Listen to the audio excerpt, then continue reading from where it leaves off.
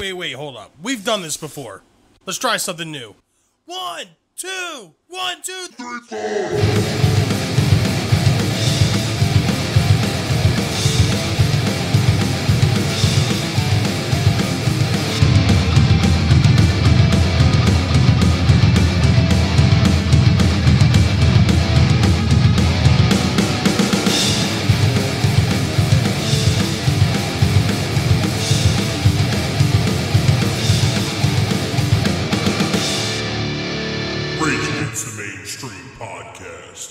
Welcome to Rage Against the Mainstream, your full spectrum source for all things music, insight, and opinion. Today is December 14th, 2020. My name is Bill. I'm joined here today with Steve. Hello. What's going on, man? Not much. Weather's shockingly been great for a little while. Yeah. Very weird. What's even weirder is that we're only 11 days away from Christmas. Yeah. You know what really sucks about that? What? My birthday. Yeah. After this birthday, it's just the countdown to the big 3-0. Like every day that I've been leading up to this birthday, I'm like, well, at least I'm not turning 30, because there's just something about that age. Yeah, exactly. Now, after this, it's like 364, 363. Like, it's like getting closer. It's just like every day you're just on an inevitable march to the end. Yeah. It's funny. I still go get cigarettes and I get carded, and the guy gives me that look like, when you've been carded as a kid and they have that look, like, this kid doesn't have ID. Yeah. And then I hand him my ID, and most people will look at it for a second, look at me, and look back at it. Like, wow, never would have guessed. Like, I feel like this is what Tony Iommi probably looked like at age 7. Probably. Like, guys back then looked like they were in their full-blown 30s. And isn't it kind of funny, like, when you look at that shit? Oh, you look at pictures of your parents and shit. Oh, yeah. And, like, I looked at a mutton picture chops of, like, at 17, I saw a picture of my parents at 23 and 24. My dad looked older than me. Oh, yeah. And I'm 28. And I'm like, what the fuck is, like, what's up with this right now? My dad probably could have walked in a liquor store today at the age of 13 when he was 13, bought beer, no problem. Exactly. I can't even buy a pack of cigarettes. Dude, it's so weird. Like, it's just like an evolutionary thing like that. Like we're I wouldn't even say like devolving because people are looking younger longer. So it's kind of like an evolution of the wear and tear people are putting on their genes, I guess, in some. This is a study for the higher authorities in life. Yeah, this is an interesting trend that I can see. Like I was watching. We gotta look this up. I was watching some like Led Zeppelin video, and like John Bonham was like 20, and if you would have said how old he is at this point, like 35. Motherfucker had like a full beard and full mustache, dude. like real long side. Like, come on, you're not 20, dude. Shut up.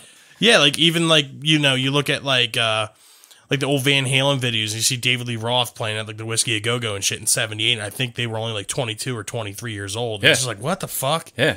Like that there's no way he was only 22. It's very weird. It's like he was. There's something we need to find out. Yeah, there's a secret. Happened? Yeah.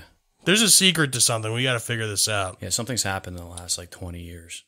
Maybe we should start another podcast to kind of dive in deep into this kind of thing. Are American people devolving? The Devolution podcast. Has society devolved? That's a good idea. What do you think? Very simple on social media. God. So, have you encountered anything new or interesting in the past week? I encountered something interesting. Really new as well. Yeah. I was going to mention this actually last week, but we talked about other things. Smashing Pumpkins released a new album. Yeah. And in typical Smashing Pumpkins form, the album is 20 songs running at an hour and 12 minutes. Awesome. The album is called, and I don't even know because I never heard actually anyone say it. It's CYR in all capitals. I don't know if that's supposed to say something because it's definitely Sir. Sire, maybe. They have a song, a title track called CYR. I'm pretty sure it's like Sire. I just wasn't really paying attention most of the album.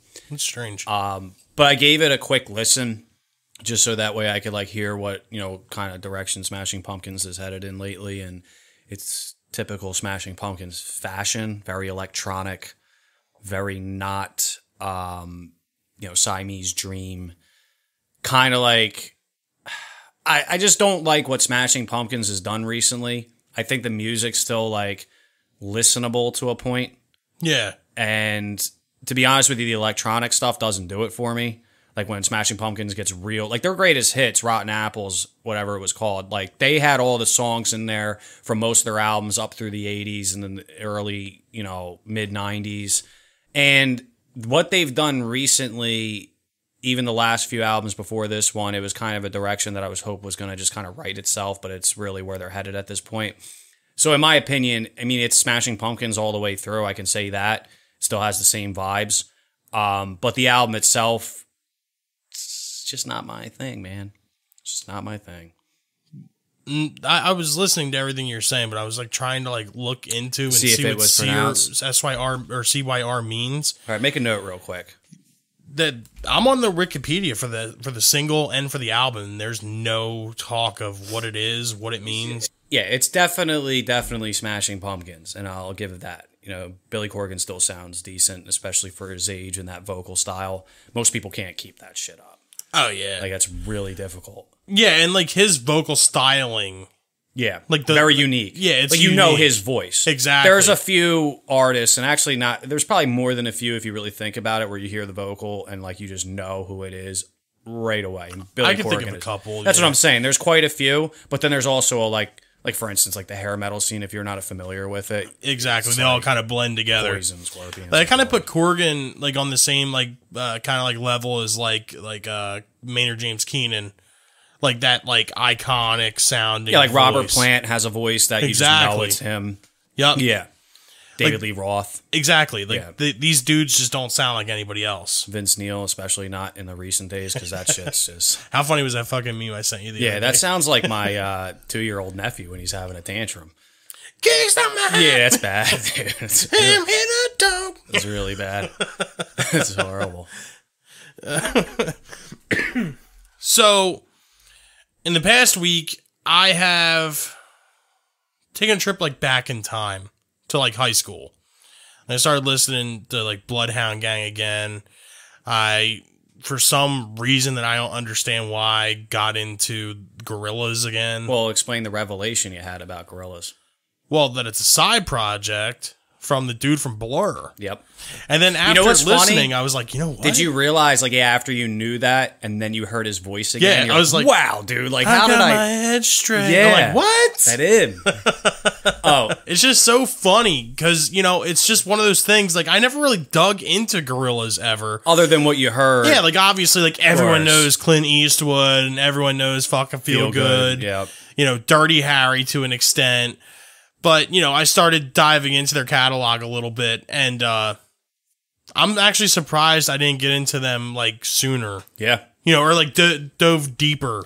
Yeah, but that's also, too, in, like, previous episode where we talk about certain things that you've heard. Like Nirvana, when I brought that up, like, Smells Like Teen Spirit was just forced down my fucking earwaves to the point where I almost didn't want to give it a chance on principle. Exactly. Gorillaz was the same way. And Gorillaz, for me, I found out that it was the singer from Blur, I want to say several years ago, and that didn't even like really push the envelope. It wasn't until someone was playing a Gorillaz song from like a different album that I wasn't familiar with that had all the hits on it. Yeah. And I had to ask him, like, because I heard the vocals, I was like, yo, what is this? And I knew that it was a dude from Blur. It's very, unique sound now that I can put to another voice. He's like, oh, this is Gorillaz. And I'm like, oh, shit. And then because I heard a totally different song that was not overplayed to a point of disgust, I was like, all right, I have to check out more. And we went that direction. It's also kind of funny, too, with Gorillaz. I'm surprised they never did, like, the whole, like, Metalocalypse route. Well, because they almost didn't want to go too satirical. I think that was the thing. Gorillaz was, like, a sincere project. Yeah, but I mean, like, even, like, after the success of, like, Feel Good Inc. Well, I don't really want to What do you mean, like, touring-wise, you're saying? No, I mean, like, having, like, a TV show. You know what I mean? Because they do the whole touring thing, and they have, like, the video shit in the background, and... back in the 2000s, they had the fucking computer-generated shit going on. Like, I think we all remember, like, the 2004 MTV Music Video Awards, where they did, I think, Clint Eastwood, and it was, like, fucking, like, the 3D images and shit. Like, I remember seeing that shit and be like, whoa. I think the thing about that is, though, with, like, you say a TV show, because the thing about Death Clock is, when you talk about Metalocalypse, the first thing I think of is, like, a satire band. Yeah. You know what I mean? for me, because I'm a fan of the genre and I know the members of the band, it makes it that much more appreciative. But I guarantee you there's a lot of people that can write them off for the sake of like, you know, same thing with Spinal Tap. Mm-hmm. You know, a lot of people listen to Spinal Tap or even like Steel Panther because they're listening to a satire. It's like more of like a comedic thing as opposed to like, I'm really listening to how talented these people are. Mm-hmm. And I'm really like enjoying the music. Gorillaz is like kind of in that same realm because of the, you know, virtual act that they do and the characters and stuff. But they still like, it was a sincere project. I think they just didn't want to be, and also the dude from Blur. Let's be real here. I mean, he's not, I kind of put him up there with like Oasis in terms of like, you know, personality. Relativity. Yeah, they're just he's a very, yeah. Yeah, I mean. Like, though, you know that whole song number, what was it, 4? Song 2. Song 2, whatever. Yeah. That whole song was supposed to be a joke on like the grind. Like, he's just a very satirical guy. Like, but ego. Like, there's an ego there. Oh, yeah. So, you know, with Gorillaz, it was just, and you also think when the time it came out, Death Clock was not a thing. So you have to really understand that this was like a sincere thing to a point where obviously it didn't want to get blown out of proportion. So I wonder if Gorillaz was kind of like an influence for Brendan Small to do Metalocalypse because it had kind of already had been done to an extent. It could have been. Because there is backstories to all those characters. Like if you go on Wikipedia and you can read the backstories of all the characters. Yeah, and you could do the same thing. Like Gwar has the same thing. Exactly. But it's not animated. Exactly. And that's the difference. And at the time, Gorillaz just got the opportunity where that was starting to become very popular. I would like to ask Brendan Small that. That'd be interesting. Like, just like, hey, like, don't take this the wrong way, because I don't feel like you guys are comparable to the Gorillaz by any stretch of the imagination, but did you use them as an influence? Like, at least in the character development. Strike your mind to like, wow, we could do something similar to this and make it more. Because, dude, Brendan Small wasn't doing music before then. Like, he went to fucking, like, he went to Berkeley or some shit. He went to like a musician's college. So like obviously he's like a trained musician and music has been a part of his life, but he was a cartoon maker. He made home movies, that show Home Movies. Yeah. And Metalocalypse just happened out of nowhere. So I guess in like my train of thought, it would be like by the time Metalocalypse came out would have been right around the time that Demon Days came out from the Gorillaz. So they would have been blowing up. Yeah. And around that time is when Gorillaz had their own episode of fucking MTV Cribs. Yeah. Yeah, I remember that. You know what? That's funny. I wish they'd bring back MTV Cribs and have Death Clock tour Mordhouse. That would be pretty dope. That'd be hilarious. I'm surprised that show pretty much died right around the time that Metalocalypse was becoming popular. Yeah. Because I'm sure that, actually, would that have been a show? Would they have crossed networks like that? I think they could have. Okay. I think Metalocalypse definitely could have crossed. Because you think about it, dude, MTV was playing Beavis and Butthead. They probably would have played, I was going to say, they probably would have played Death Clock stuff on there. Yeah. If it had remained a relevant network. And plus, at this point, MTV could probably pick it up now because Cartoon Network don't want nothing to do with it. Yeah, but MTV sucks, dude. Yeah, but this could be like the revival of MTV. My sister saw a post where it was literally 16 and pregnant reaching out as like a fucking flyer. Like, are you pregnant or think you're pregnant? Get the fuck out of here. And you look around the age 16. Dude. Look. You know how many girls are out there probably like, Mom, I need to get pregnant somehow. We can make some money from this show. That's fucked up. Like a straight flyer, like for Maury. Do you know a friend or yourself that's involved in blah, blah, blah? It was literally. That's fucked up. Yeah, dude. Fuck MTV. I'm going all in. Yeah, no, I'm about that. Fuck MTV. Fuck Rolling Stone. Fuck MTV. Yeah, those are the two to start. I'm sure we'll find more down the line as we continue the show where I have just a sincere distaste. Wow. All right, well, we got way off topic here. Yeah, we did. But just brought up just old relevant information about a network. But yeah, the Gorillaz, I got into them recently again. And another thing you showed me was a Tool video, a live video of them playing Stranglehold by Ted Nugent. Yeah, I had recently, that was weird. I got off Facebook for the sincere fact that I was sick of just engaging with individuals. I just wanted to see meme content without all the bullshit surrounding it and all the people. Like, your feed is just dictated by who you follow and who you know. Exactly. So Instagram was a fresh start, so I just follow all meme pages, music pages. It makes it so much easier. But yeah, this thing got posted and the song was going, and I was like, this is Tool, cool, okay, I never heard this song before. And then I'm like, wait a minute. So yeah, I mean, obviously I showed you, and there's a full 7-minute live clip audio-wise of them covering Stranglehold with different lyrical content and very Tool-esque, I guess you could say, in terms of the instrumentals. They're definitely a band. Tool, I've always liked Tool, but they're a band that can cover a song and have it be, pay tribute and respect to the original. Yeah. But have it still sound like a Tool song. Yeah, yeah. Like that's incredible. They don't just go out there and give you the same version of a song you've heard a million times. Exactly. Just from that artist. Like I saw, it was Gavin Rossdale and I forget who else was covering Wood by Alice in the dude from Chains. Breaking Benjamin was the other Yeah, singer. that was it. And I was just like listening to it and that was basically what it was. Just the song.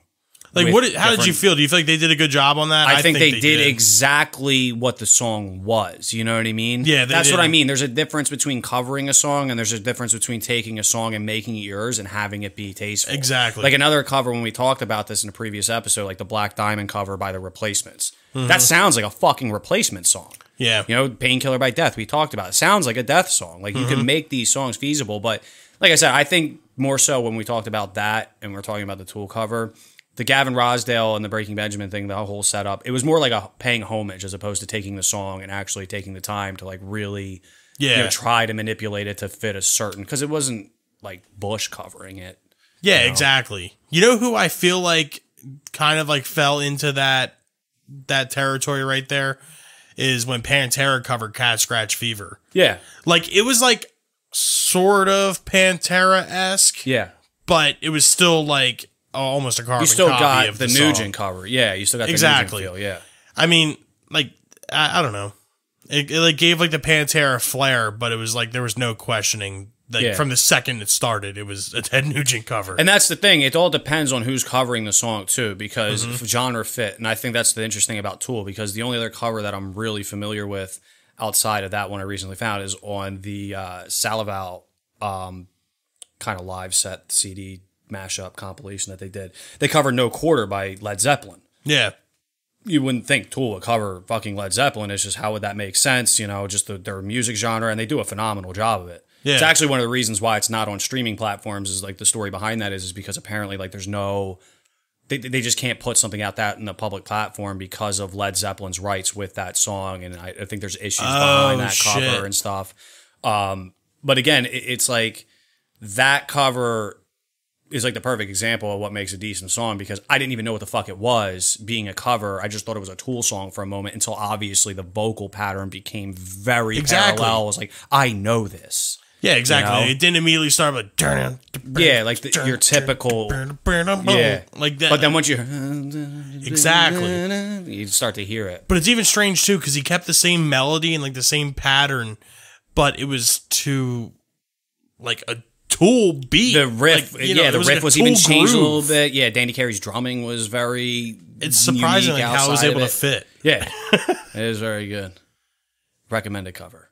Absolutely. Live version of it too, so it's even more intimate, I guess you could say. I'm pretty sure if you just go on YouTube and type in Tool Stranglehold, it's the first thing video that pops up. Yep. Yeah, go check it out. Yep. On this day in music history.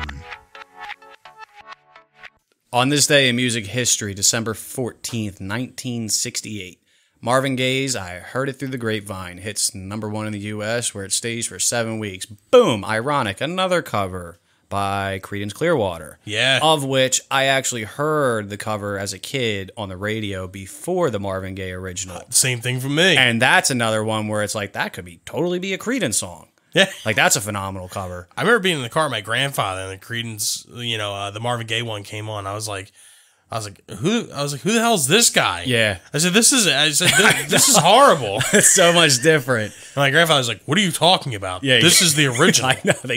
And I was just like, oh my God. Shit.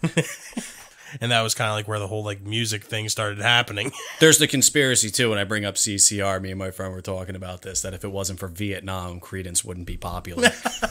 Vietnam made Creedence popular. I mean, true. You're fortunate, son. You know it's over. Yeah, exactly. So great. Jump forward here to 1974. Styx release Lady, written and sung by the band's keyboardist Dennis DeYoung as a tribute to his wife Suzanne. Peaking at number 6, it's the group's first top 10 single on the Hot 100. Which is weird because I'm thinking of like the other songs that I mean, because Styx is just not one of those real enjoyable bands to me. They just have a few songs that just are like dad rock that, you know, I can get like behind. Renegade just and shit like that. Yeah. Get Too Much Time on My Hands. Come Sail Away. I think Adam Sandler is really the driving force behind that. But he, you know, Styx in general, it's just interesting that Lady is the only one that they really had peak in the top 10. Yeah, that is strange. It's very weird.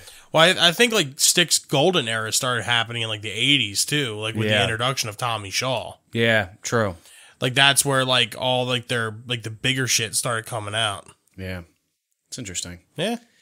1977, at the peak of the disco era, the film Saturday Night Fever opens in theaters. The soundtrack contains 2 previous #1 hits and 4 new ones.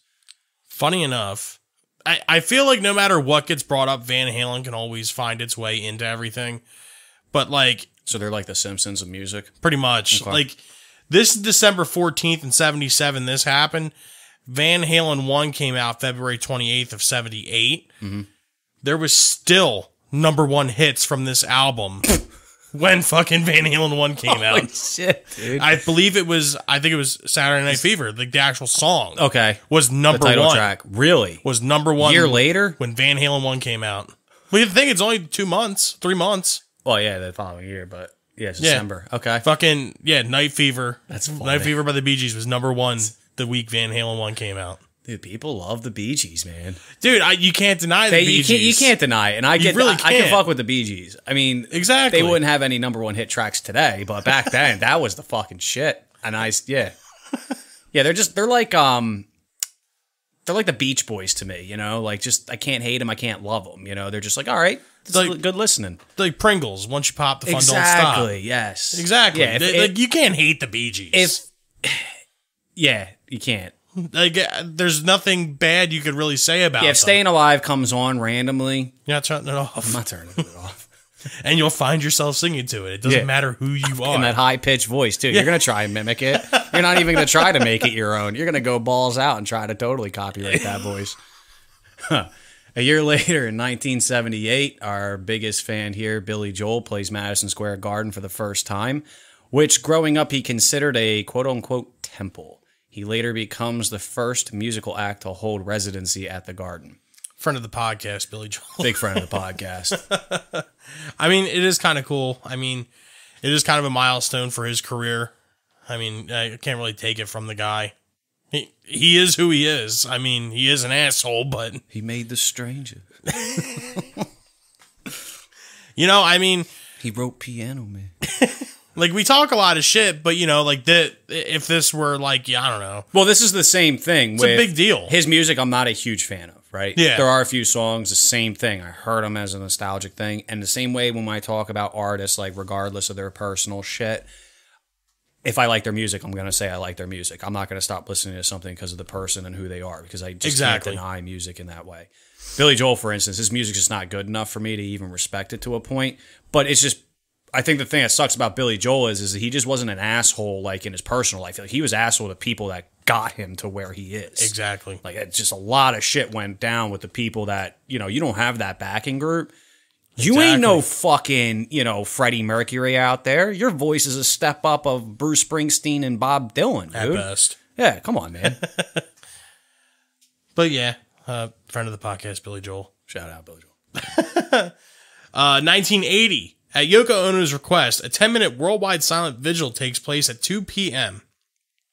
Eastern Standard Time for John Lennon, who was shot and killed 6 days earlier. Lennon was cremated without a funeral, so the vigil is the public outpouring of support and mourning. A large crowd gathers in Central Park near where Lennon lived with Yoko Ono to take part. This becomes a tradition on each anniversary of Lennon's death. Yeah. I mean, say what you want. We always talk shit on the Beatles. But it's one of those things where you can't really deny what they did for music. Exactly. I think John Lennon, I mean, he's just one of those figures, and obviously people growing up in that time, I mean, that was the that was like the same level of like Kurt Cobain when he was found dead for that scene. If you were in your prime and you were, you know, a huge fan of that band. And obviously the way he died is just one of those circumstances as well where, you know, like the next individual we're about to speak of is just one of those sad realities in music where how quickly, like, you know, one of your favorite artists can get taken away. Exactly. So why don't you lead us into that one, Steve? So 2004, the funeral for Pantera guitarist Dimebag Darrell takes place in Arlington, Texas. You want to finish that sentence, Bill? Well, no, I'll let you finish it, then I'll elaborate. Eddie Van Halen placed his original black and yellow striped guitar into his Kiss casket with a K, Darrell was buried in. So, what had happened was Eddie Van Halen had met up with Dime Vinny at some point during a Van Halen tour. And Dime said something along the lines of, like, I want to buy one of your like signature series guitars that he was putting out at that point in time with Charvel. Eddie took a custom order from him to do a black and yellow one striped exactly like the one that was on Van Halen 2. Mm-hmm. Now, at this point in time, Eddie didn't have the time to build, you know, to make this guitar for him and to ship it out because he had died. So when the time came, you know, Eddie Van Halen had heard about his death. And he flew down to Arlington, Texas with the original guitar from Van Halen 2. Oh, wow. Like the one that's on the cover of that album. He put it in the casket with him because he said, in quotes, Dime was an original, and an original deserves an original. That's awesome. It buried him with the fucking, like, legit fucking guitar. That's awesome. It's actually the only... So when we... Wait a minute. Because, like, him and Vinny are in the same plot, right? Mm-hmm. So you're telling me right now, in that plot, that guitar is underneath the soil? Yes. How is nobody even... sure, people have attempted to fucking grave rob that shit, right? Maybe there's just too much respect. I really hope that there is. I mean, because there's circumstances you hear all the time about real fucked up desecration of certain situations. But knowing that, I mean... I guess what actually would hopefully make sense that if it ever came to that point that anybody trying to actually sell that thing as the original, knowing the story behind it, would have to know that you're the fucking asshole who... grave robbed. Yeah. Exactly. Dimebag. Well, that, and they would have to, you know, dig up... First off, they had to dig down to the casket, open the casket. I think they placed, giving a play-by-play of the grave robbery here? Yeah, how it would have to happen. Okay. So I'm pretty sure there was like 50 bottles of Crown Royal in the casket with so you him. gotta get through that. You have to get through the dirt, get through the casket, get through the Crown Royal, and then get the guitar. Oh, okay. But I'm guessing by this point in time, we're talking 16 years, the it's body's probably decomposed. Nasty. Yeah, the body decomposed. The guitar is probably sunk into the body. Yeah. Those pickups are shot, dude. Yeah, that hardware. It wouldn't surprise me if the paint had actually been stripped off from the methane that the body would produce as it's decomposing. And how do you even get that fixed? How does someone like clear out embalming fluid from a... It probably stinks. Bad, yeah. Like, even if you got it out and like, I got the Van Halen 2 guitar, you would have this overwhelming death stench. There's a necrophiliac listening to our podcast right now that's totally masturbating to this conversation.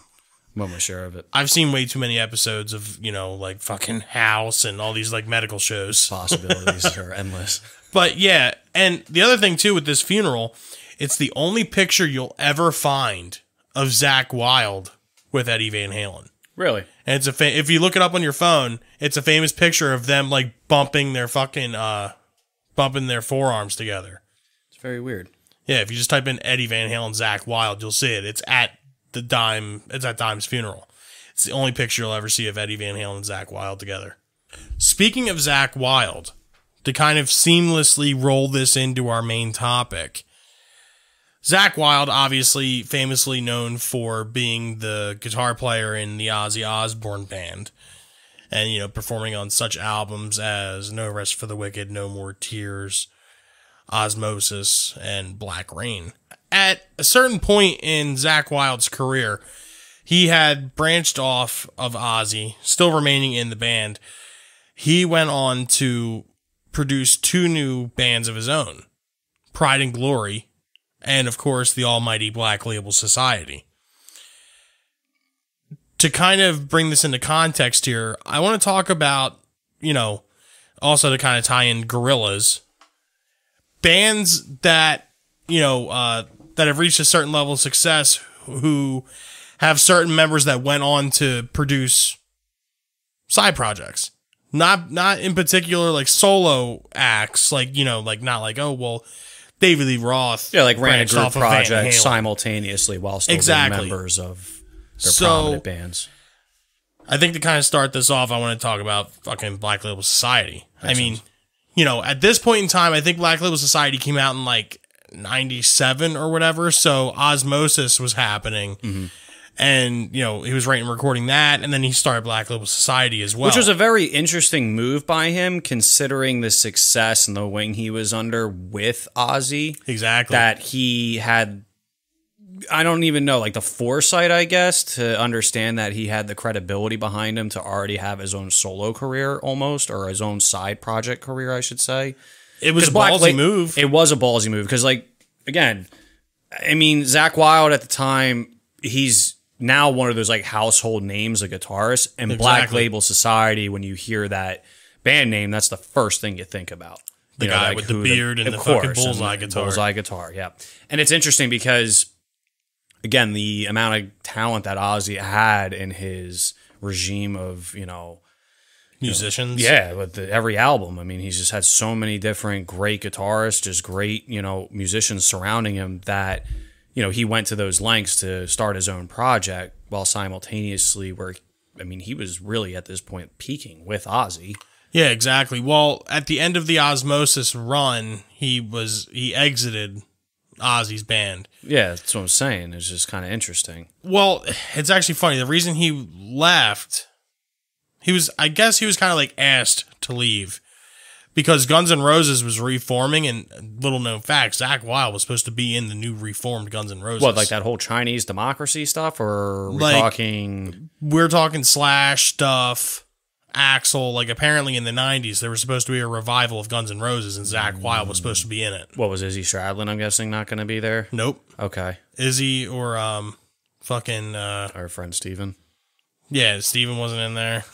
Good Steven Adler. But yeah, so that's kind of why Black Label Society took off further than what it did, because Pride and Glory had been out in like 1994. Yeah. So, you know, at this point, 94, they're still riding on the success of No More Tears, which was a fucking massive album. Of course. It still continues to be like one of the peaks in Ozzy's solo career.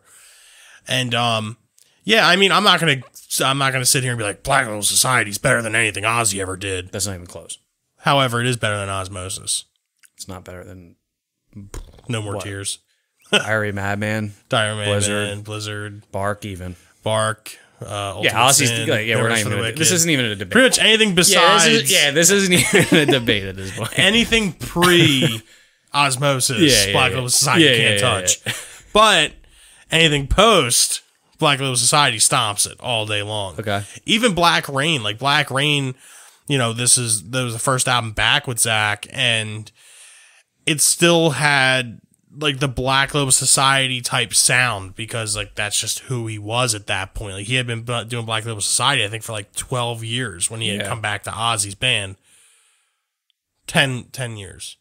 10 years. So, you know, he's like already like kind of like formed who he was, and I feel like it was actually a negative thing that happened, because if you go from listening to, you know, No More Tears and Osmosis, and then you go to Black Rain, you kind of hear the guitar and you're like, what the fuck is this? And it's like, it's Zakk Wylde. Yeah. You know, now muddied with effects and super down tune and all that other bullshit. But, you know, Zakk still has a soft spot in my heart. I love Zakk. Yeah. I want to add, not featured on the 100 greatest guitar player list of all time. Which is weird.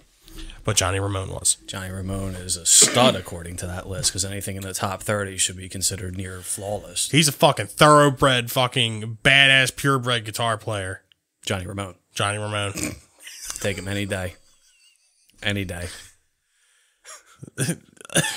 That'll never. I remember after, I just gotta, before we get into the one I was going to talk about, that day we recorded that, I left here and I think I was having a conversation and it just got brought up out of nowhere.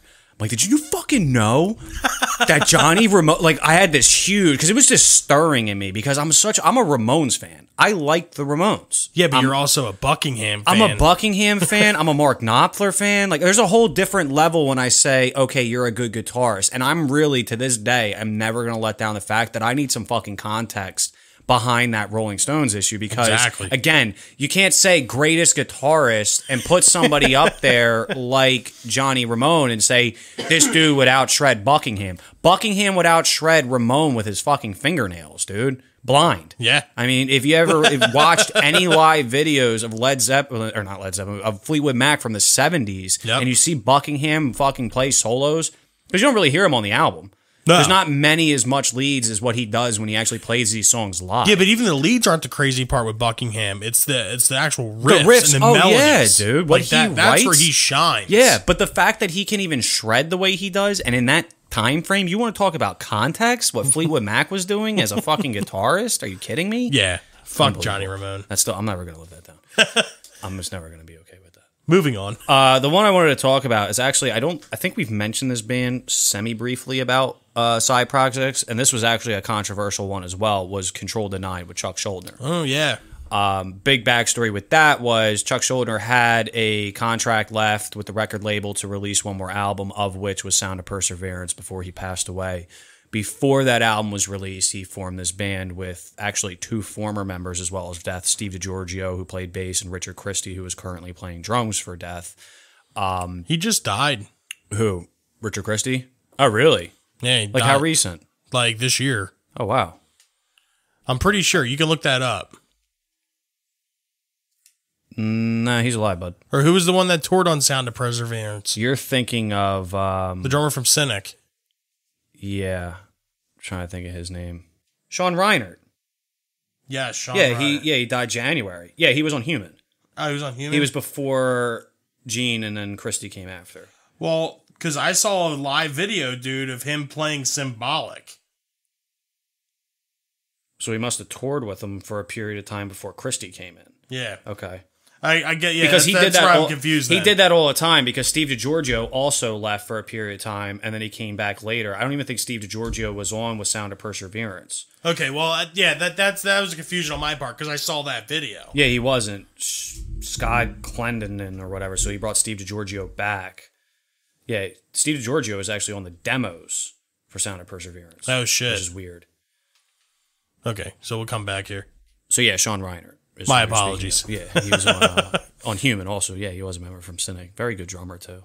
Yeah. January, it said, by the way. Yep. So, yeah, you're all right. Fairly recent. Like I said, it was just a confusion because I saw him playing the actual... I saw him playing Zero Tolerance. Yeah, me and you both know Chuck well enough that he just kind of fucking... Like, if you didn't make the cut, he could be your best friend ever. You're done. You got him. You're smoked. Yeah, you can't be... Yeah. Like, dude... Like, he'll give you another shot, but... You got like one opportunity every time. Like, dude, like, why would you get rid of Gene Hoglan? Yeah.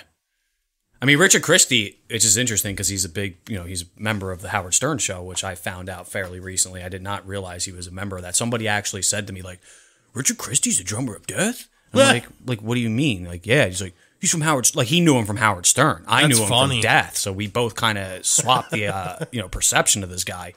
But Control Denied, we've talked about this before, the story behind that. Yeah. The interesting thing is because Chuck wanted to kind of take that whole direction of just being a guitarist.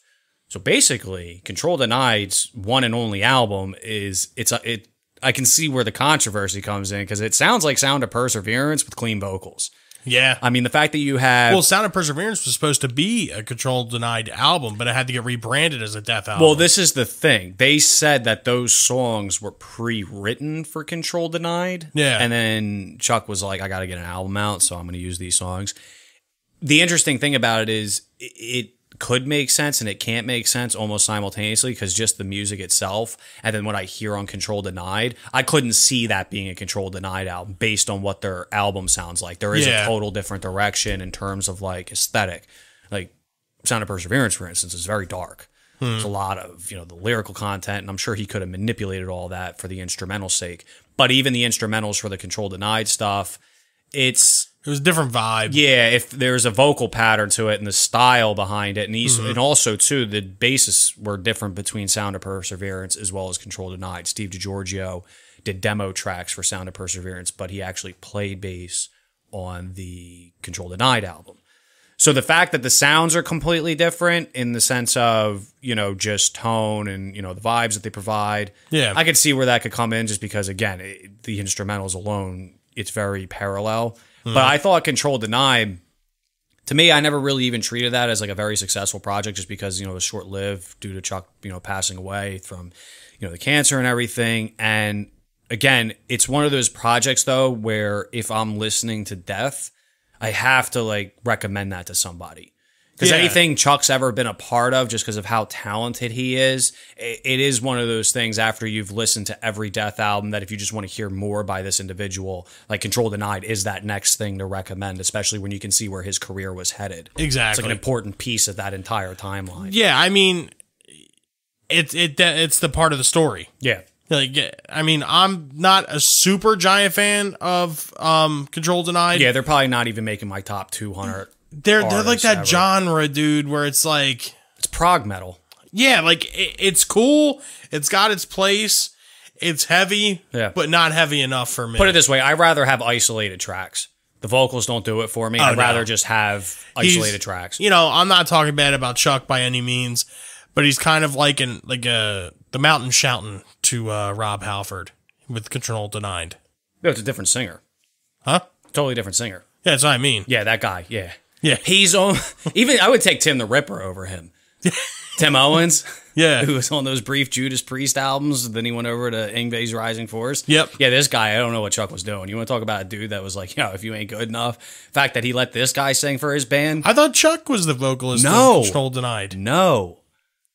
He sung on Fragile, Frayed, whatever it was. Who? Fragments. Chuck. Yeah, I'll tell you right now who the vocalist was. Chuck sang on something.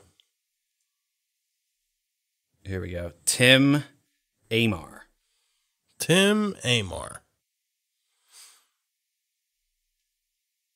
He's best known for singing with Philadelphia prog metal band Pharaoh. Huh. Oh, he's still alive. Let's see if we can get him in for an interview.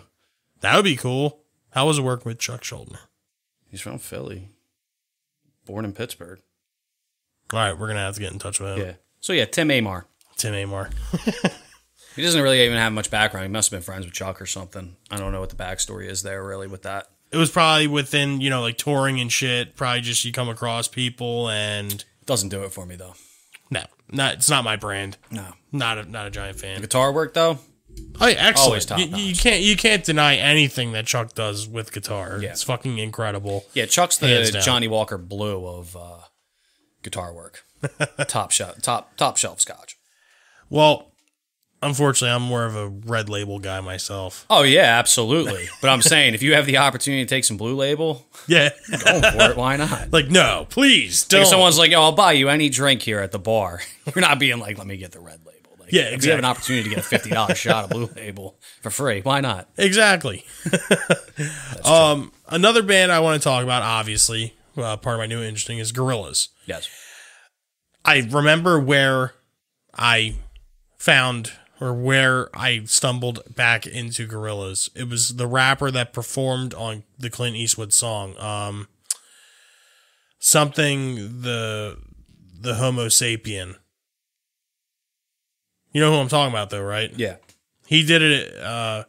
He did an interview with Vlad TV, who I follow on YouTube, and the title of the video was why he didn't want to do Clint Eastwood, and I was like, that's strange. Why would he not want to be a part of that?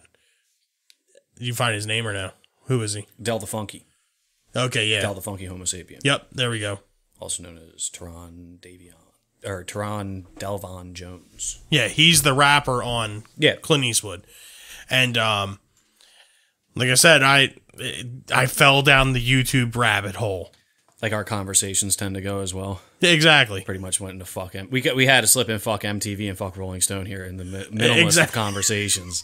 Yeah, but I feel like people tune into this podcast for that particular thing, which I'm going to let you guys know at this point in time, we are ranked 220 on the iTunes music history charts. And we'll always remind you of our distaste for Billy Joel and Rolling Stone, Rolling Stone.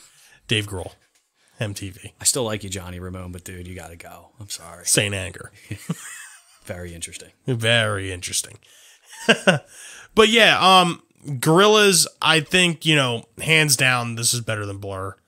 I know this was supposed to be a side project, and this would kind of be like you starting, I don't know, like you working for, I don't know, PetSmart, and then you start fucking like moonlighting over at Petco, and you build Petco up to this fucking megalodon, like to the size of, I don't know, Amazon. I was going to say, it would be the equivalent if like Steve Jobs was working for Gateway Computers and said, I'm going to start my own brand, Apple.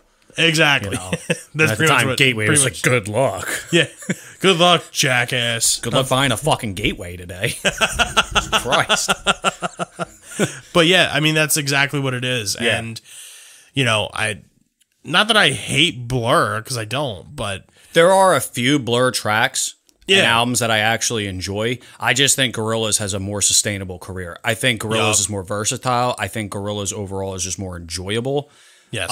But it was a smart move because, again, you have to understand when we're talking about all these side projects, it's like not even so much about comparing the current project to the side project. It's more about, being able to expand on the idea of how creative these musicians are. Exactly. To be able to create. I mean, because, again, you've heard the Gorillaz. Mm-hmm. You've heard Blur, and never did you really put two and two together and now realize this music is coming from the same person. I never even thought, like, man, 2D and the fucking dude from Blur sound alike. That's I what never I'm thought saying. that ever. That's what's crazy. Until I heard that it was him, and I'm listening, and I'm like, oh my God. And it's crazy. But it's also, Shit you is think breaking about down on the musicians camel's back. that, yeah, I know, now you hear it, and Yeah, it's just so obvious. But again, it's the interesting point when we're discussing this is just to understand that this is the creative minds of some of the musicians we listen to. Yeah. Because a lot of these musicians are very one-dimensional when they start their side projects. Like, for instance, when we talked about, all the solo projects we mentioned are very parallel to what they were already doing. Yes. When they started these side projects, started these solo projects. It's Yep. just like, let me just try to take what I was doing and make it my own thing. Yep. Get a supporting cast and just write my own music. It's almost basically like a money grab. Exactly. Gorillaz, that transcendence is just showing like I have a whole nother piece of musical intellect that I can do can't do with anything. this. Yeah. I like, for instance, when we talk about a big one that we've talked about before is Arch Enemy. Yeah. Michael Lamont being in Carcass, which was a traditional death metal band. He wanted to go to this melodic sound, and the last Carcass album, Swan Song, was very there, and those guys didn't want to do it. And then he formed Arch Enemy so he could expose into that creativity. Exactly. And obviously created a fucking another phenomenal project. Yep. Another one I feel like we should bring up too is Phil Anselmo with doing Superjoint Ritual, Superjoint Ritual and Down. Down, yeah. Now I don't I'm feel more like of a fan of Down. me too. Yes. I don't feel like either of those bands can compare to Pantera They by can't. any way, shape, or form. But that first Down album, that NOLA, It's good. yeah, it's fucking Very good. good. And you can kind of I don't know if Terry Date produced that, which I think he did. You can kind of hear like the Pantera type influence in it. Yeah. Because I mean, let's be real. That would be like, like in history, David Lee Roth starting a solo project, and every guitar player you have is going to try to sound like Eddie Van Halen. Yeah, of course. Phil started the band. You got Pepper Keenan and fucking Kirk Winstein. They're trying to sound like Dime. Of course.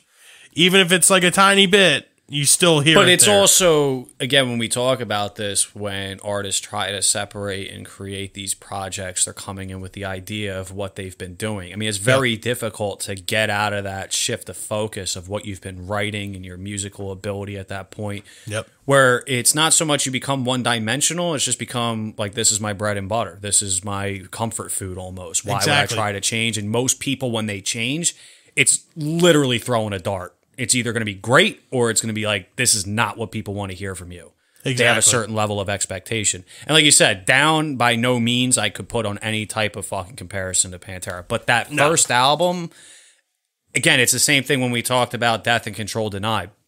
If someone's listened to everything and exhausted all their outlets with Pantera, and you want to listen to something with guys that are relative to the project, that's something I'll recommend, especially that first album. Exactly. Oh, like you're enjoying Pantera. Okay, you've listened to all their albums. You want something more, that's familiar. See if you like this. You know, and I think that's like an important part when we talk about these side projects is a lot of it is just the opportunity to expand. Exactly. Very important.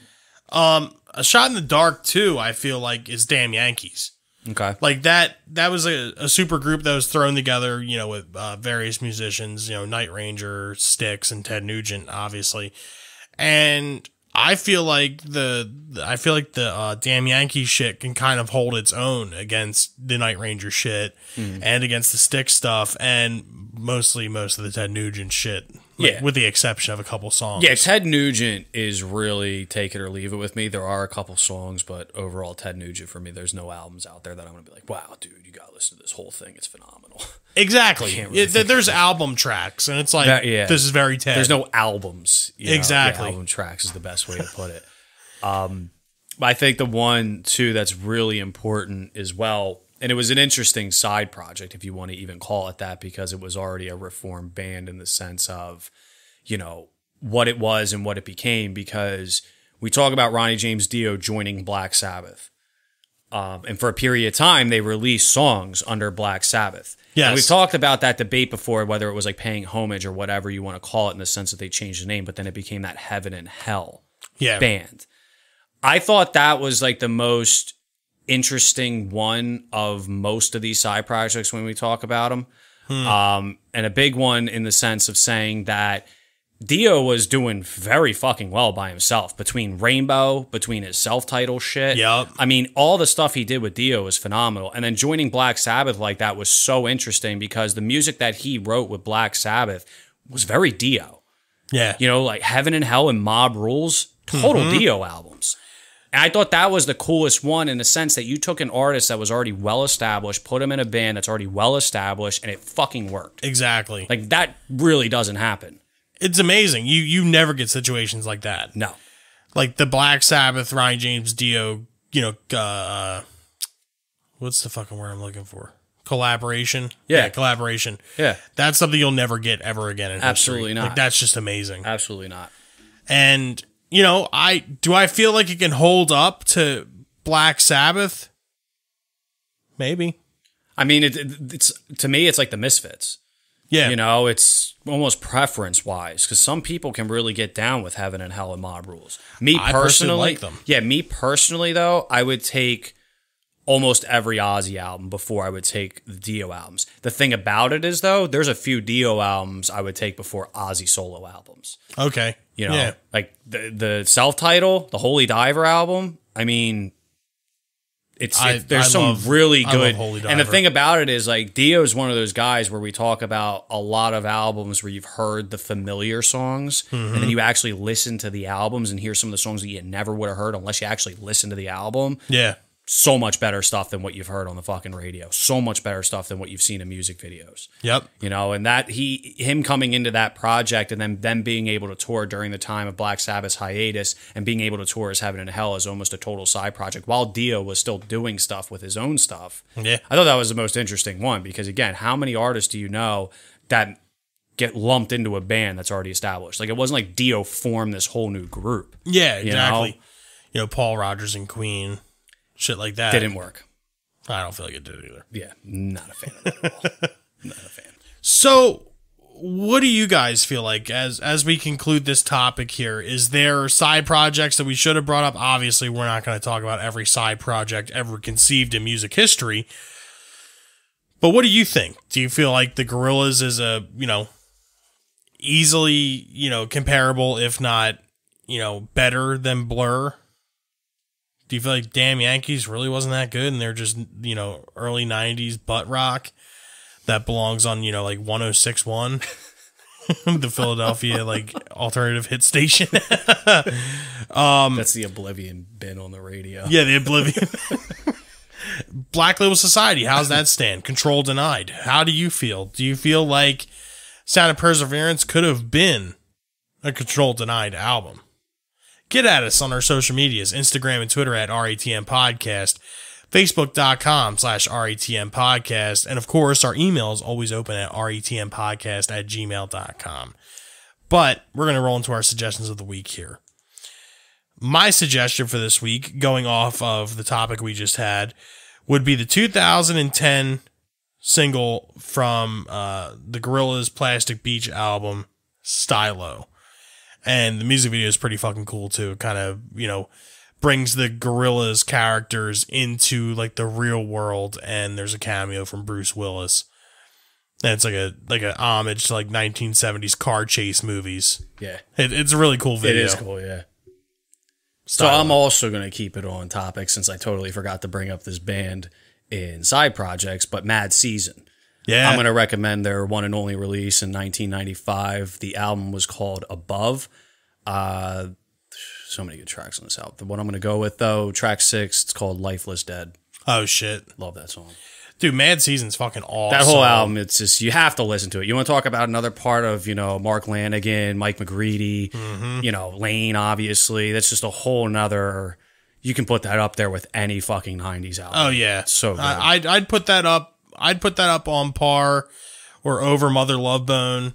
I put that shit up on par with fucking, maybe not like on par with 10 or Dirt or Nevermind. I could put it up there with Bleach. I could put it up there with almost everything Stone Temple Pilots has done. Yes. I could probably put it up there with everything Pearl Jam has done outside, maybe Versus and 10. Okay. But definitely Vitalogy. Yeah. Yeah, I mean, Above by Mad Season is flawless. Great album. So, never mind. You knew what I was going to do. I knew you were going to go there. Our group movie suggestion for this week is to check out the 1992 Cameron Crowe classic, Singles. Speaking 100%. of Mad Season. Very upset that we never recommended this before. I know. I don't know why we never about did. side project, Citizen Dick. Touch me, I'm Dick. And it's so funny too because like Eddie Vedder wasn't like known like at all. At I that know. point. And funny enough, I mean, a lot of people might not know this, but the song "State of Love and Trust" was actually recorded before anything on 10. I know. And that was Pearl Jam's first release. And that's literally one of my favorite songs by Pearl Jam. I fucking love that song. It's so good. I'm still so surprised they didn't put There's a that story on 10. behind it. There's a why they story behind it. didn't. I forgot.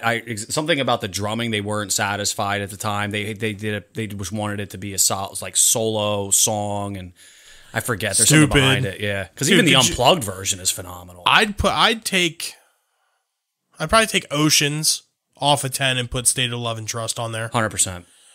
Maybe Once. I think Once is a good opening track. Once it is, but I think as far as energy goes, Needs for like that a song. That's like Animal. What about but Black? Better. Black's necessary. I think Black's more of a Vitalogy song, but it was necessary for understanding Pearl Jam's like creativity. So what do you think? Is Oceans able to be axed off of 10 to make room for State of Love and Trust? I vote yes. I think so too. Seriously, that album would be 100% complete if that song was on there. Dude, I've said it's this shit missing forever. that song. Yeah. Exactly. And dude, it's so fucked up too, and why they didn't do it, because Alice in Chains recorded Wood for that soundtrack, and that appeared on Dirt. Yep.